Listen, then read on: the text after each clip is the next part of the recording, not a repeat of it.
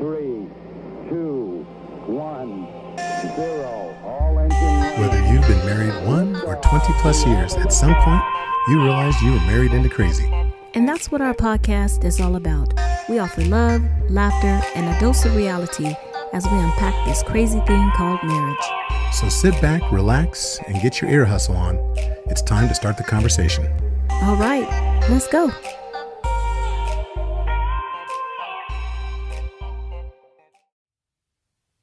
What's going on, y'all? This is DeAndre Williams. I just wanted to give a quick testimony about the services that I've been receiving from Ernie Kaysen and Married Into Crazy. It's amazing. They provide everything I need, and it's helped me transition to another level in my business. So if you're out there, reach out to Ernie Kaysen and Married Into Crazy, and they will provide great service. All right, welcome to episode 126 of the Married Into Crazy podcast. I'm Lovey. I'm Snooks. And today we want to start something a little different. For the month of February, as everyone knows, it's Black History Month. And so what we plan to do is highlight Black excellence in marriage. So no, we're not just going to talk about ourselves. There's a lot of couples that are out there that we really want to highlight, because I know you guys get tired of just listening to our stories and some of the anecdotal things that we talk about. So They don't get tired of listening to us. well, they get tired of listening to me. Well, Not you? No, I don't get tired of listening to me. So what we're bringing on tonight is a very special couple from Southern California. It's going to be James and Sondra Martin.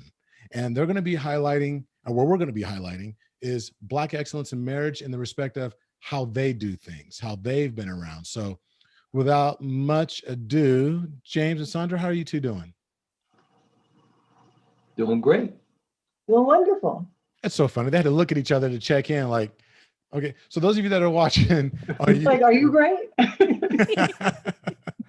See, and that's the essence of marriage. Check in with each other from time to time, even That's if it's right. just a question. Mm-hmm. So tell us a little bit about yourselves. First off, Snooks is still here, even though she's not talking. Seriously. He does this all the time. He takes over, he starts talking, and then he makes comments that I'm not talking, but I'm not rude. I'm not going to interrupt you. So Oh, I appreciate that. whatever. So, and that's only how she acts when the mic is on. Oh, but one thing, so tell us about yourself. So tell us where you're from, how long you two have been married, a little background. Go ahead, babe. Let's see. We've been married 20 years. It'll be 21 in August. We are from Southern California. We're at specifically because everything south of Bakersfield is LA to me. Right. Well, so we live in Upland, Okay. and that's about an hour east of Los Angeles.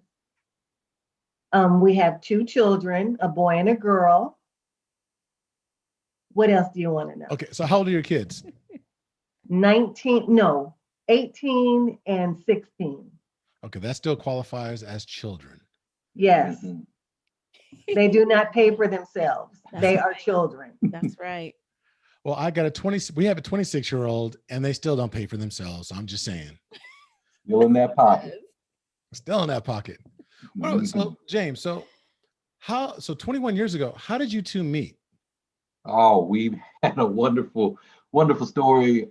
Her cousin and I were working together at the same pharmaceutical company, and we got partnered as roommates at a sales training convention, and I think it was New Jersey. And we just hit it off.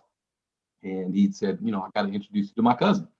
And that was pretty much it. The rest was history, as they say, from there. 'Cause they talked on the phone every night, more like brother and sister than cousins. And he put me on the phone with her one night, and just escalated from there, and been wonderful ever since.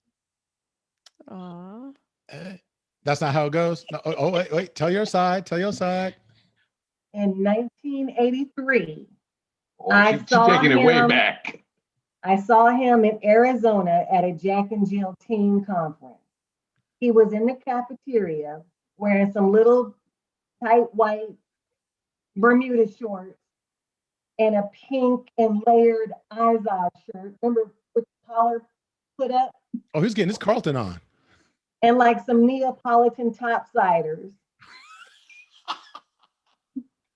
Holding his little cafeteria tray.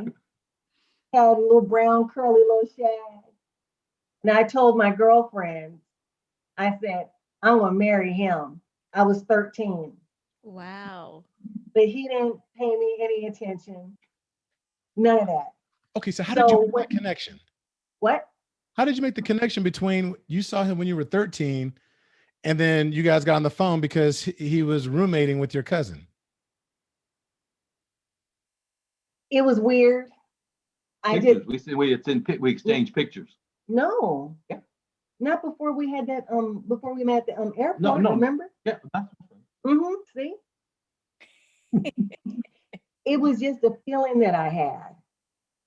And when I finally saw him, all I could do was giggle because I could not believe it was the same dude I had seen like 13, 14 years before him, where I said, I'm going to marry this dude.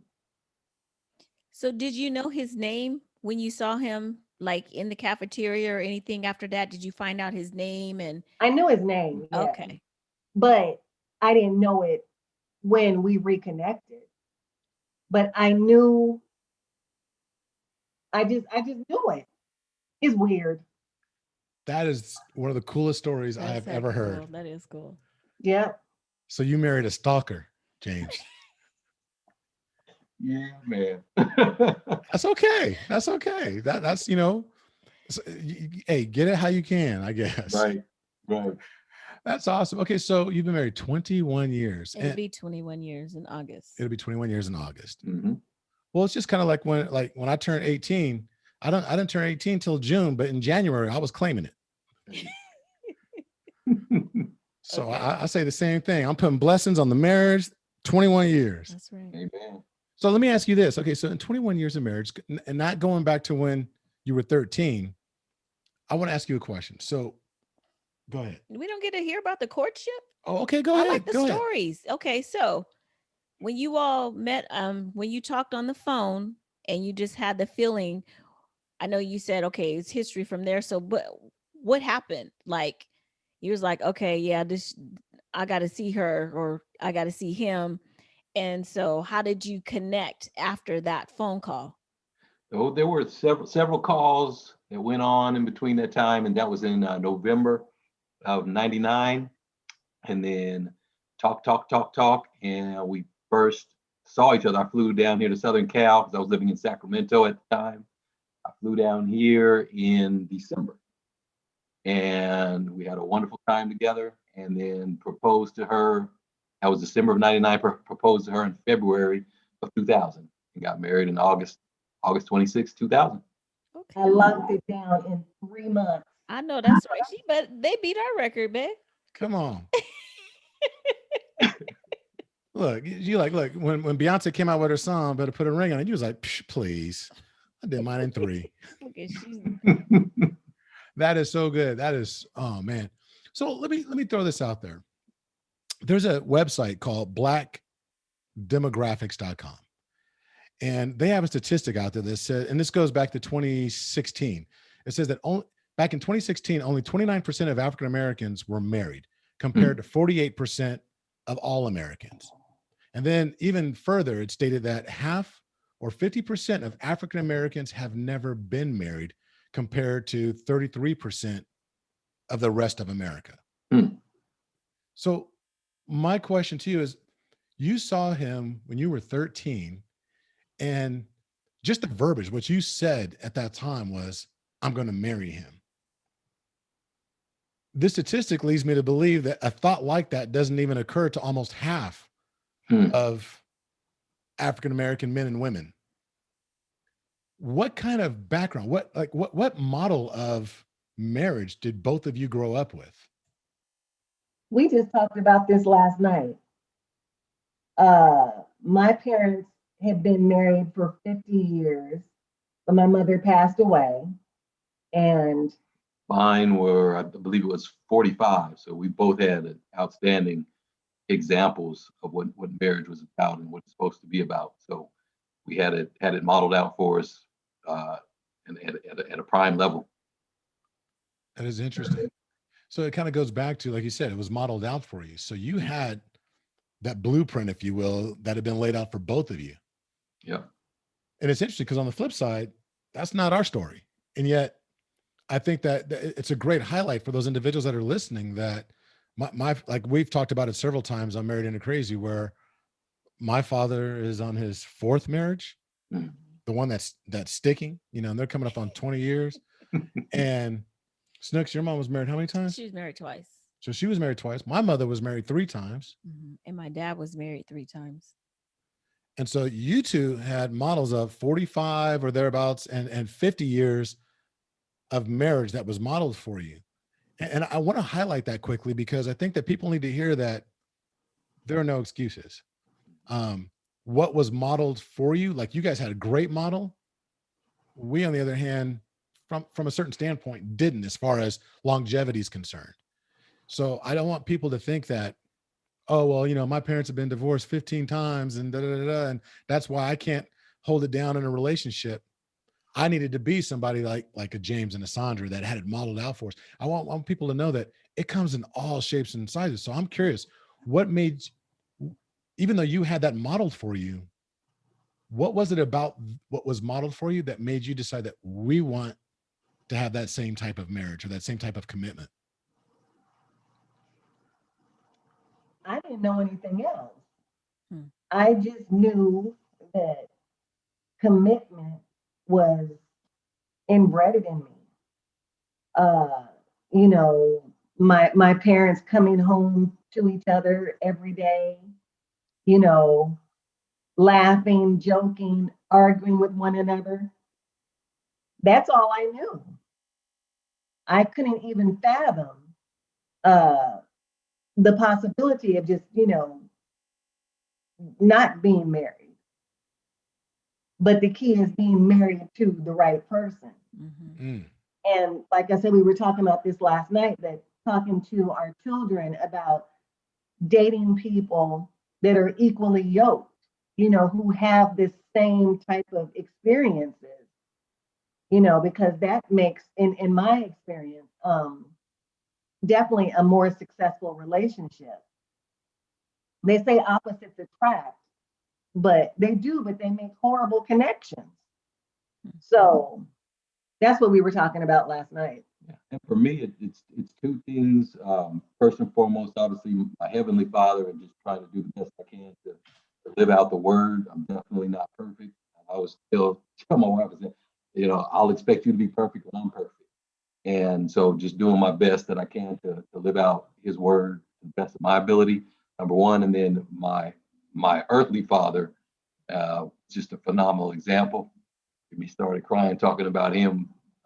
Love him dearly, miss him dearly, but he was just the pinnacle example. And just trying to be like he was to my wife as he was to my mom. That's awesome. So when you're talking, can I tell you a quick story? Because he mentioned his father that passed. Hold on, we couldn't hear you. You gotta, you might have to hold the mic between you two in order to. Okay, can you hear me? Yes. Okay, so a quick story, because he mentioned his father who has passed. And then so my mother, before my mother passed, we had a couple's Valentine's party. And we held a contest on who had been married the longest. Well, my parents won. And so I took the mic and I asked my mom, I said, so Mom, tell everybody, what's the secret to staying married for so long? And she said, just being stupid. Hey, man. Nice. She could have started her own podcast, Married into Stupid.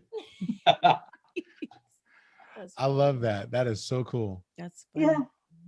Well, I think something you said just a moment ago, though, is crucial. You said that you were sitting up last night having a conversation with your children about marriage. I don't know that my parents ever had a conversation with me about marriage. Did you? No, absolutely did not. That's I think I crazy. said that before. I think No. you two are kind of teaching us a few things that you're a cut above, because the other day I had a conversation with somebody about how people don't have financial discussions with their kids, you know, and, we talk about financial literacy, all that type of stuff that we had to learn, unfortunately, in our adulthood. And that it took us a long time to even get to a point where we can even spell literacy. And I think it's very cool that you're having that conversation about the relationship aspect of it. Was it just about being equally yoked, or how deep did you go into the conversation about marriage with your kids? Well, we went pretty deep in terms of being equally yoked, and I've talked to James on multiple occasions about how important it is to be friends with your spouse, how important it is to also court her mother. That's what I did with my mother-in-law. She and I talked prior to us getting married. We talked every day, and then even after that, we talked every day, and sometimes multiple times in a day. And just having that relationship, because get a good indication of two things. Number one, you're kind of getting that relationship off on the right foot, because the mother is obviously very important. Number one. Number two, you can learn a lot about your significant other to be by talking to her mother. And so that was kind of, it just made sense to me. So I've talked with them about that. We talked with our kids about, other than being equally yoked, from the biblical perspective, what marriage is about between man and a woman, and just trying to, again, live as closely to the word as possible. None of us are perfect, but we have to strive to hit that target, to be as much like Christ as possible. Okay. It looked like you were you were chomping at the bit to say something, Sondra. No. You good? Okay. So I want to ask a question. So how do you two stay connected? There are a lot of distractions that happen outside of the home. There's just so many things that are going on. How do you, okay, let me backtrack that. How do you ward off the distractions to keep the main thing between the two of you? Do you have a formula for that, or how do you do that? I say for me, we have date nights every night. You said date nights? The date nights can be, it's always television time. Like, we just watch different TV shows together. And during the day, I look forward to that. I'm like, oh, we get to watch SWAT tonight. Chicago Fire. The older we get, or the older I get, the more simple I am. Mm-hmm. I just want to watch some TV with my husband. I don't need the flowers and the meal. Just sit down, let's have some quality time. And that's it. And for me, it's the same, knowing first and foremost what she enjoys. I got it pretty easy. I'm very low maintenance wife. Like I said, she's not the flower girl. She doesn't do the card thing. Doesn't, it's really easy. But even in the midst of even pre-COVID, that was already our thing. Obviously we can't really go any place too much now, but even before that, that was our thing. Watching TV shows or movies together, and just hanging out and laughing and having fun. That's good. I'm curious though. Like, okay, so, and we love movies. So I love to try and get her trapped to sit down, and we watch a couple of shows on Netflix. And it's been storied here on Married and Crazy, where some of us might like to Netflix and cheat when she's upstairs and she doesn't want to watch it. I might want to go an episode or two ahead. And I've been told that that's grounds for divorce. He said might. He just told on himself he does that. So even on shows that I say I want to watch, I'm a little bit slower because there's so many things to do. And and he's like, well, just come and just watch it I'm like, babe, okay, let's do it on Friday. He'll be up on Wednesday night when I go to bed. And sometimes he tries to play it off like he didn't really see but he'll say something that gave it away. I'm like, how'd you know that? Oh, girl, because I was watching the plot. I'm like, come on, man. So are you saying that Ernest watched Bridgerton without you? Did what? Did Say he it again? watch Bridgerton without you? No, we watched it together. No, we watched it together. Unless you see, I was looking at him like, okay, You better not. you better not. Even though we finished it, I would be mad about that. Yeah. Hey, do me a favor though. When for whatever reason, Sondra, when you might have to either lean in more to the mic or, James, switch it over to her something when you guys are going to be trading off. Because Okay. sometimes Sondra comes through a little muffled. But I didn't cheat on Bridgerton, but I did You on did cheat on. there was Heist, but which she stopped watching anyway. Well, okay, I stopped watching that. But no, it happens from time to time. But I was going to ask. So No, it doesn't happen from time to time. when does that ever get older? We're like, okay, you know what? Cause I can see how sometimes it can be easy to fall into a rut, of doing the same thing over and over again. And I believe that other couples we've spoken with talk about, adding a little spice. What is there that okay, this is a PG-13 show, but is there something that you do every now and then or whatever that to add a little spice to kind of break up the monotony? I guess to a certain extent monotony or of sitting down and watching Chicago Fire? We add some hot buttered popcorn. Oh my God.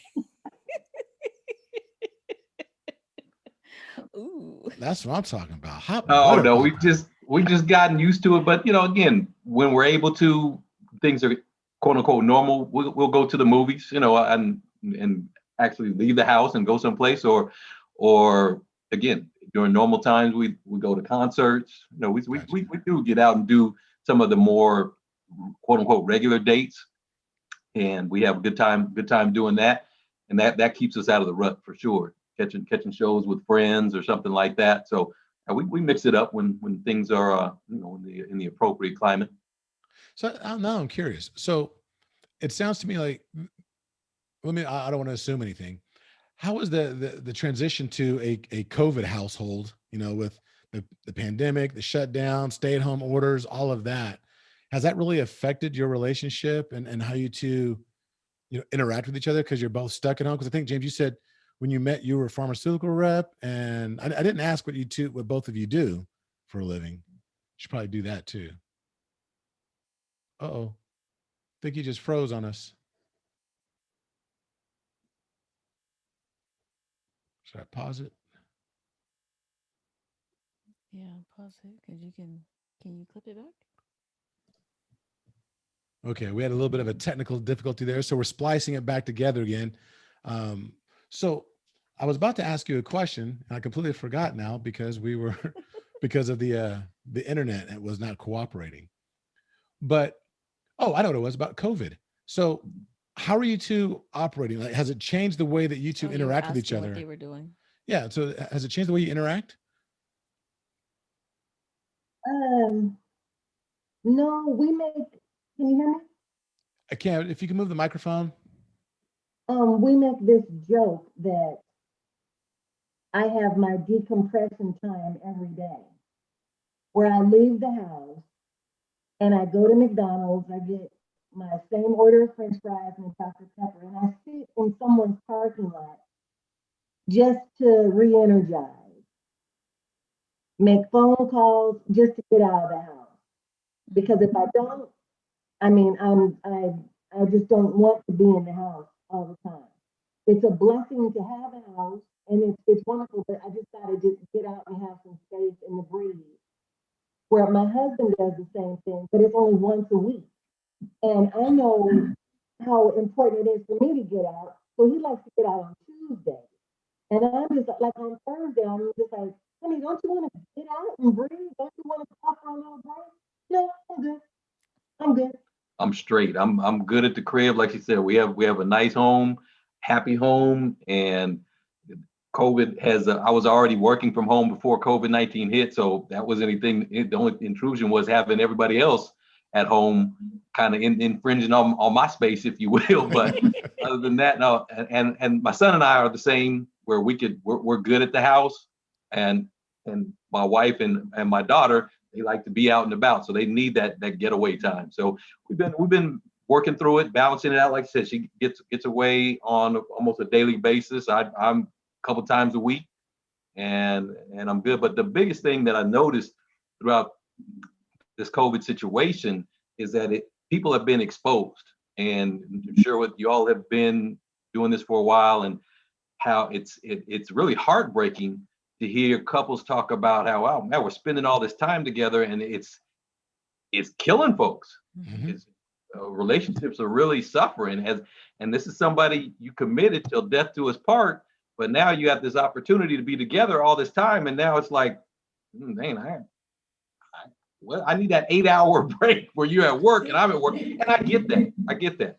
But at the same time, it's still an opportunity for us to get closer and work through some things that people might not have been aware that really existed, some issues that were already there.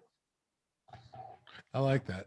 What would you have a question? Yeah. So kind of leading, James, you kind of made me preempt this question. So every relationship, you know, there are everyone has their ups and downs, and sometimes you go through certain things, maybe multiple times, adversary, whatever, adversity, not adversary.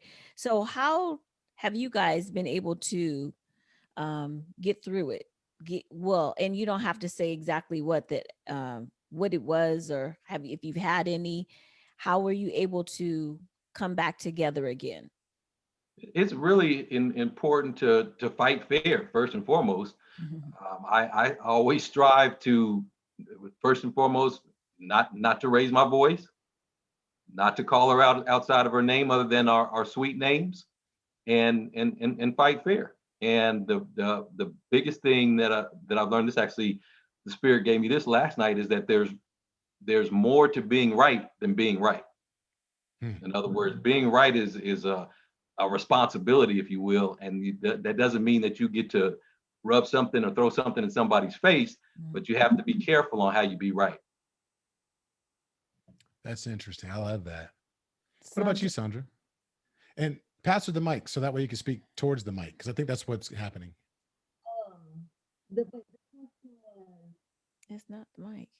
We can't hear you. What? We can't hear you. It's weird. That's really weird. It's a biased mic. Seriously. Yes. It likes the bass. You can't hear me? No, barely. That's crazy. You are so muffled. Ain't Mike. Let me try one other thing. Let's try this.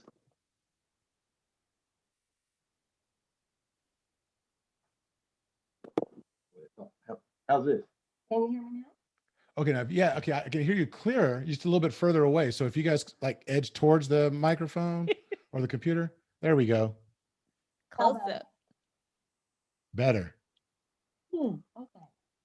So, what was We're just gonna have some technical difficulties because the I mic. swear. You're just so soft spoken. That angelic voice that you have. Try one other one. That is really weird because we hear you so, James comes through clear yeah, and very crisp. clear. That's because his words need to be heard. I'm a little more sketchy. She said more sketchy.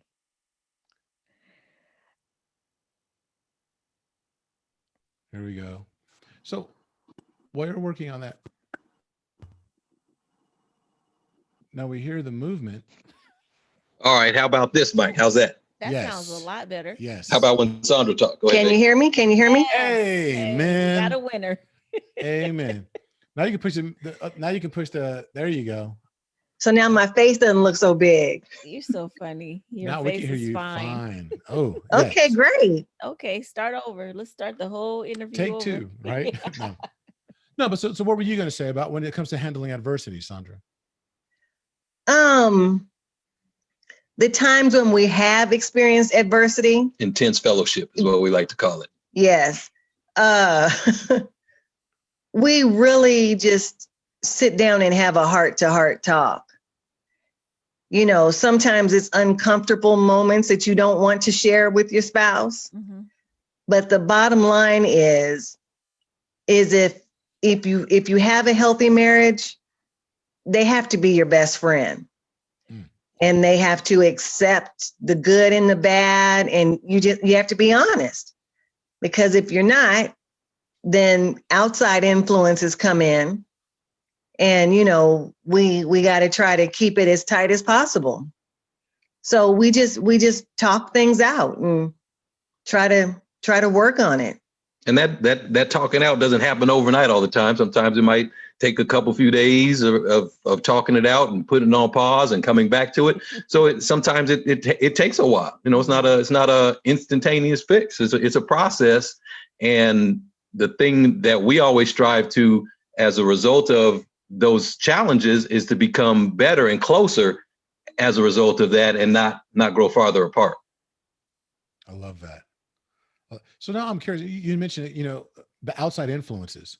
You talked about there being outside influences that can actually try and intrude upon your relationship. And you say, keep it tight. Who do you surround yourself with to ensure, do you have a tribe? Do you have some people that you bounce things off of? Or are you guys just hanging out with a bunch of single folk? No, that's not going to work. We have a close set of married friends that we joke around with on a daily basis. Well, actually, I do. I keep James away from all the shenanigans because he's always so busy, with his career. But yeah, no single friends, really. Everyone's special, but you just have a different set of circumstances to deal with. And just like with your marriage, you got to be equally yoked. I believe your friendships, you need to be equally yoked as well. Yeah, and I have guys that are friends, and that's a word I don't use lightly. We don't use lightly. A friend is somebody, as that you can confide in, that you can call on, that you can talk to, and that's going to, most importantly, it's going to tell you the truth. Not going to tell you just to tell you what you want to hear. And I've been fortunate enough to have men in my life that are like that I call, no, bro, you were wrong on that, or call me on the carpet on it, and help me to be on point and be the man that I need to be. That's good. That's good. I don't want anybody telling me that I'm wrong. Oh, you and Snooks must be sisters. Wow, really? Okay, let me ask you this. So what is something, and I'm not saying there is, but I'm curious. Actually, let me rephrase that. Is there anything that you believed, and I'm asking this to both of you, is there anything that you believed wholeheartedly about marriage when you first got married that over the course of these last almost 21 years, you realized was completely wrong about marriage? Anything for you? No.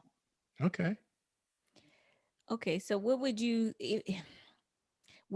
do? I'm gonna say, what would you do if you were able to sit down with your newlywed selves? What conversation would you have for them? Or not so much conversation. What I like piece of that. advice would you give your newlywed self? Exercise during pregnancy. Because my stuff still ain't right. Girl, you just made me snort on this. That is hilarious. I would say continuously court your wife and continue to get to know her on an ongoing basis, because one of the biggest things that I learned is the fellas, we don't really change that much, but the sisters, between time and children and just the way that we're created, the way that we're structured, they change some things. And what you were doing in year one that sent her over the moon ain't going to have the same effect in year 18. So you got to pay attention and adjust and flow. I like that. You got to coordinate. You got to make sure it's coordinated, right? You got to coordinate. Right. Okay, that's good. That's good. So I need to take some notes. I'm trying to figure out what I would tell myself. Don't argue with her too much. Are there any, like, over the course of time, have there been any, because I've seen your stuff on Instagram, like around Christmas time, where I know Christmas is a big deal in your home, particularly for Sondra. And I've seen the trees and the big to-do. Are there any special traditions that either you've adopted and made really huge around that time or any particular time of year? Or have you created any special traditions that's just unique to your home, your household? I think it's just the Christmas thing. Yeah, I mean, and I think that's more of a me thing. I just like to decorate, but each year the trees are up longer and longer. You ever heard of a Black History Christmas tree? Hey, We had an Easter one, so we had an Easter tree. No, Yeah. and I enjoyed the decorations too. So it's definitely not just all her. My only challenges, and we talked about it this year. We're gonna have to either do one or two things. We either have to scale it down, or we're gonna have to pay somebody to take it down, because it's starting to take a toll on a brother when he has to take all those decorations down. Okay, so how many trees in the house this year? It was 6. 6 trees. Yeah, it's time to hire somebody. There's a formula when you look at, okay, if I gotta look at the hourly rate, what would it cost me? What Right, does it cost exactly. me? And when you got to pop Tylenol afterwards, right, exactly. might not be worth it anymore. That's what I'm talking about. Yeah. Okay. Yeah. Let's hire some folks to come in. So let me ask you, if there was somebody that was going to be a fly on the wall and look at your relationship, what would be the hallmark? Like everyone has like everyone has like a logo, right? Or a catchphrase or something. If someone was to be around you for the last 21 years, what would you say what would be their takeaway? Like, oh yeah, this is the catchphrase that explains the Martin love. Comedy Central. This one over here is nonstop comedy. And it's a blessing.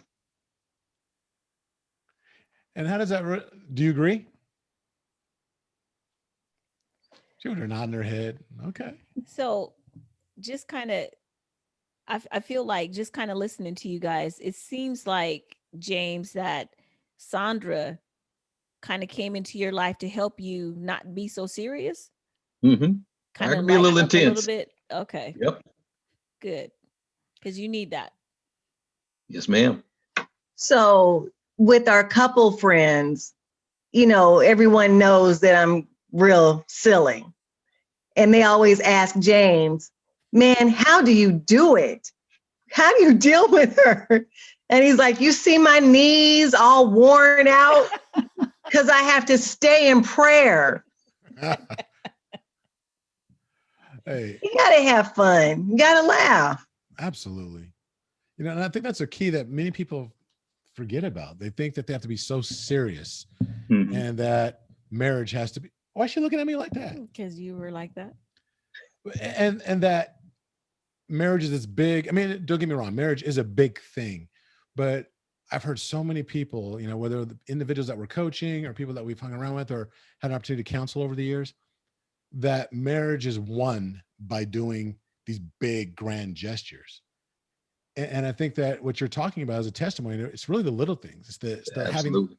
fun on a day-to-day basis, consistently doing things, finding, like you said, what you do in year 1, you can't be doing in year 18 because, the flavor has changed slightly. And so it sounds like it's those little things keep adding up. And It's the little things that keep the big things in place. ooh, I like that. I like that. You're, very straightforward to the point. So, Sondra's made a couple of references to your career, James, and I want to ask both of you. So what really do you guys do? So what is your career? I'm in financial services and I've been doing that now full time for the past couple of years, going on year 3. And I'm truly grateful for my wife and her support in that endeavor, because prior to that, I'd spent almost 20 years in pharmaceutical sales. That's where we actually met. And during the course of that time, we also owned a couple of Cold Stone creameries. So we do definitely have that entrepreneurial spirit in common.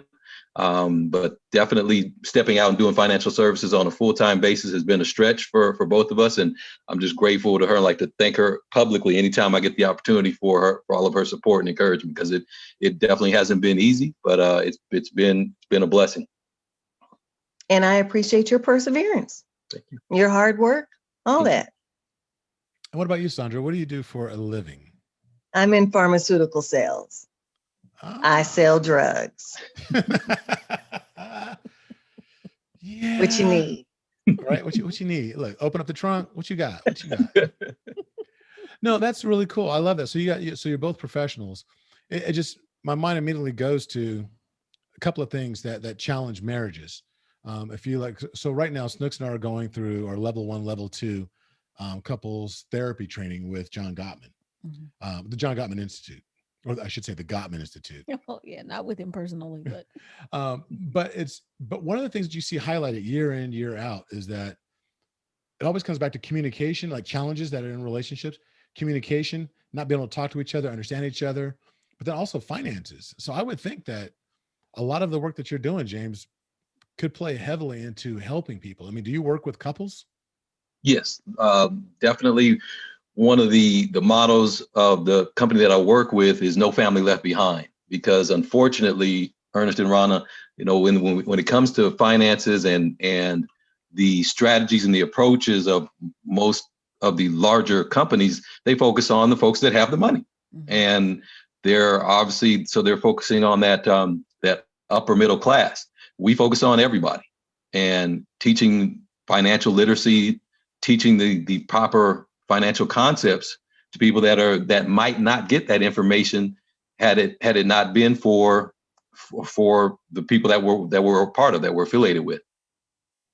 so that sounds like a conversation that we might want to continue with. And I'm just gonna, without talking to Lovey about it, I'm just gonna invite you to come back on the podcast and give some more information about that, because that's something that I like, that no family left behind, because I know a lot of families that are being left behind, so yeah, we want to definitely invite you to come back at another date.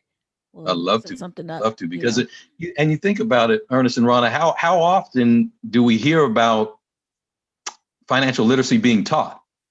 Where's it taught? Where would you go if you wanted to learn about finance? Where would you go? The bank's not teaching you that. The bank's charging you your money, charging you a fee to have your money in there. Where else do you go? That we're not learning it. We're in high school. We have sex education. We have driver's education. We don't have financial education. So unless an individual majors in finance or branches off and takes some type of class that they see online or something like that, it's not something that's promoted.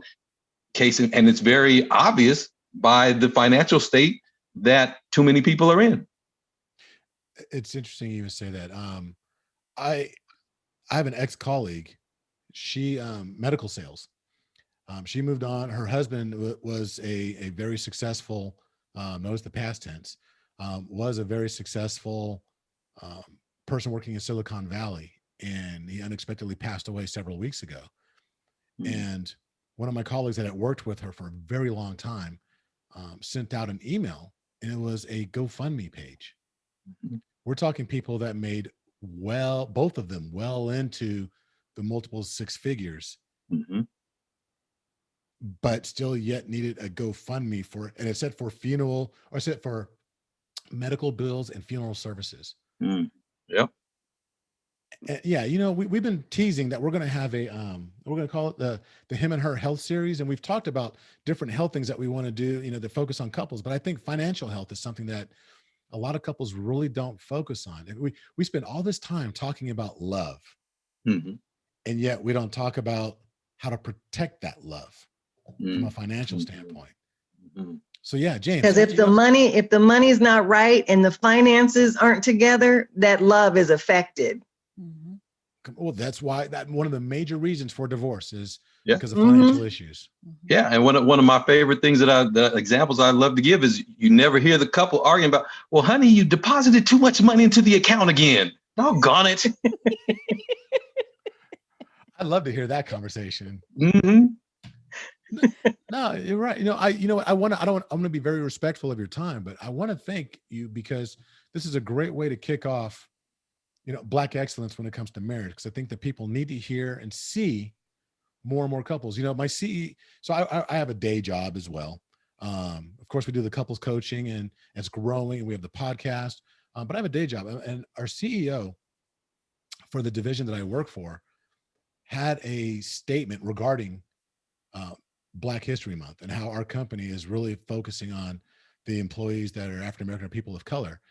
And he said one thing that stood out to me. He had a conversation with I can't remember his name, but there's a series on the guy. YouTube, Uncomfortable Conversations with a Black Man. Oh my God, I can't remember. And if you've never seen it, he's an ex-NFL player, and he had it went viral when he had a conversation with Matthew McConaughey. So anyway, our CEO had to sit down with this gentleman, and he said his takeaway when he walked away from it, from a corporate standpoint, and he said representation matters. This is a white gentleman from Europe that said representation matters. And one thing that stood out to him is, how can you be it if you don't see it? His name is Emmanuel Acho. Oh yeah, Emmanuel Acho. That's his show on YouTube. And when it comes to marriages, I think that how can we expect the next generation to have successful marriages if they don't see successful marriages? Exactly. And some people like Snooks and I, we thrive because we wanted to have something that we didn't see because it was in the storybook and we felt like we deserved that. And that's what we wanted, even though we struggled at times. Year 4. And you both had a blueprint in front of you. I think you had that cheat code where you were able to see it. Therefore, you saw it as something that you could definitely achieve. It was almost like the expectation. Yeah. And so I'd love to do it. And I want to thank you for kicking it off this month, for Black History Month and our series on Black excellence in marriage. James, is there a website or anything where people can actually follow you, get to know you, social media wise, when it comes to your financial services? Great question. It's funny you asked that. I'm actually finishing up a major branding campaign right now. So when you have me back on, I will have all of those details for you. Okay. But it's stay tuned. The one site that you can go to right now is yourfinancialfreedomfighter.com, and you can get some basic information from there. And that's the brand that I'm currently building out. Yourfinancialfreedomfighter.com. Freedomfighter.com. Okay, I'll go ahead and put that in the show notes. I like that. Sondra, are you somebody that's open on social media where people can follow you and see your hijinks and the shenanigans? Did you say my hygiene? I said Jinx. Hijinks. No. And shenanigans. He's like, no, you can't see my hygiene. I'm private. Or my hijinks. I'm closed. Okay, I like that. All right, cool. Well, again, thank you so much, both of you, for being not just an inspiration to us as a couple that's watching you, and to all of our listeners as a model of somebody. You guys were at our wedding. You were in the wedding. I know that. That's why we're saying, when we I had to throw that out there. That important fact. Well, and that's when we said we were going to do this. You were the first couple that were like, we have to have them on because it was such a great model. But I think it's something that we learned as well is that you're including your children in the marriage. And I was going to thank you for, at least setting up the next generation, building a legacy, continuing the legacy that your parents have set up and that you're living, and now you're preparing your children for. And I think that's something that we talk about, preparing generational wealth and all that. But I think that wealth comes in many forms, and marriage is definitely one of those that I think is overlooked. So again, so here's what we're going to do. Like we do every single podcast, we're going to end this with 2 for the road. We have a I Can for couples. And so this has a series of 40 different affirmations that are in there specifically for couples. It's the little things like we talked about before. So we pulled 2, one for me, one for her, and we challenge our listeners to mimic and adopt these same things. So this is something you should be doing for the rest of the week. So James, this one's for me and you. I can let my partner have some alone time. That's something we focus on. And I can be more understanding. No So I turnip don't like face. that one. There's no turnip face on that one. Can you pull it again? Nope, that is yours for the week. Not for the day, not for the minute, not for the hour, for the week. So look, we're gonna let you guys go in just a second, but I just want to let all our listeners know. Look, for those of you that are watching YouTube, as you know, you're not going to be able to hear this part, but our audio listeners, like we do, and we have been doing for the greater part of the last year, the last 8 minutes and 46 seconds of the podcast are going to be complete silence. And in those 8 minutes and 46 seconds, we ask each and every one of you to reflect on how you can be a better citizen, how you can be a better husband, a better wife, a better son, a better daughter, a better member of your community. And you know the significance of those 8 minutes and 46 seconds, and it doesn't stand out more than it does right now in Black History Month. That's right. So take this time, reflect on how you can be a better ally for your community, how you can be just better in general, a better child of God. So use these 8 minutes. One quick thing, I'm sorry, before you start that, just want to thank you guys for having us on. Didn't get to say that, but thank you so much for inviting us. We're grateful to participate. Absolutely. Yes. No, Yes, thank it's you. been a great experience. Thank you Hey, guys it's for been being a blessing here. all the way around. Thank you so much. So what you're going to hear next is 8 minutes and 46 seconds of silence. And then, like we always say, until the next time, be blessed. Bye-bye.